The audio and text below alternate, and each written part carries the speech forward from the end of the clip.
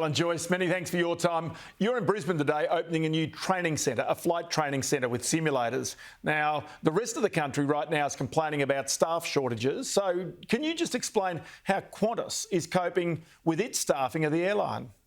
Yeah, well, Ross, at the moment we have plenty of staff because we made a decision before Christmas to stand up 100% of our employees. That was the right thing to do by our people. We were expecting to get back to 100% of pre-COVID domestic schedule before COVID hit us. You know, last June, as an example, we got back to 92% of pre-COVID schedule. So we did believe the demand was there for it. But when Omicron hit us this time, unfortunately, that has meant that we had to reduce the schedule. And with Western Australia not opening as planned, we're now at 60% of pre-COVID levels domestically. That means we have plenty of staff to actually manage the operation we have today. And we're actively training more and more staff in the centres like this to make sure that we're ready as people come back to flying and as the borders to Western Australia's reopens. So explain to me the implications of Western Australia not reopening its borders as it had previously promised. What happens with Qantas operations there, short term and long term? That cost us millions of dollars. You know, having a plan that we were committing to on the basis of what the Western Australian government told us.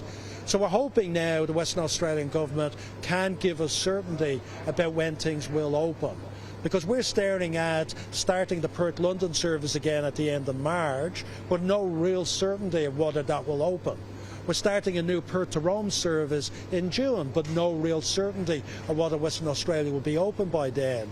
Even my chairman is saying today, he's based in WA, he's having to leave the state because it's impossible to do business, to run big businesses, to be involved in the governance of a business like Qantas, with a state that is completely closed down.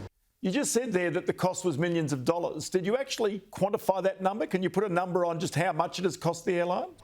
Well, we're going to, a lot will depend on what the date is that the borders will open, but by the end of February, when we have our half-yearly results, we will be giving a number about what we believe the decision for Western Australia actually cost us, based on the commitments that they gave us. So we expect that number at the end of February, Ross.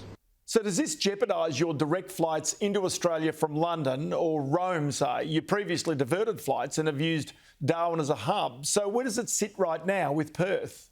So what we have been doing for the last few months very successfully is operating all of our London services through Darwin. And the Northern Territory governments have been absolutely fantastic. They've helped us with a pop-up lounge in Darwin. Our customer experience and the feedback we're getting from our customers is that they actually love it. They really enjoyed that as an option. Now, we really did want to re-establish our operation as it was before COVID, and we were making that commitment because the Perth-London is a big positive to Western Australia and its economy, and we had committed that we would put it back in at the end of March.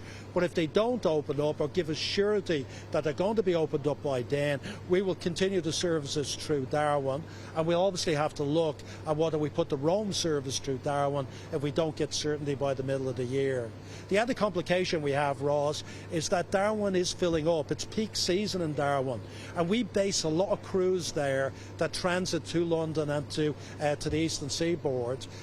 We need to book hotel rooms. We need to give the hotel certainty that we're going to do that. We need to plan our rosters so people have certainty that we're going to do it to Darwin. So we don't have much time, and in the next week and maybe two, we'll have to make a call on whether we continue with Darwin or go via Perth.